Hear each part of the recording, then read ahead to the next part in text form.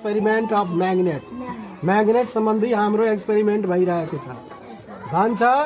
repulsion is the sure test of magnet यदि एकले अर्कोलाई रिपेल गरिरहेको छ त्यसको मतलब छ यो के हो म्याग्नेट हो यहाँ आएर दुईटै म्याग्नेट छ यसलाई सटाइरहेको छु तर यो माथि फालिदिन्छ हैन के भइरहेको छ रिपल्सन यसैलाई म्याग्नेटिक लेभिटेसन पनि भनिन्छ म्याग्नेटिक लेभिटेसन एउटा म्याग्नेटको कारण अर्को म्याग्नेट के छ लेभिटेट भइरहेको छ अर्थात् माथि दुईटै सटिरहेको छैन माथि त्यो चाहिँ हावामा झुन्डिएको छ हैन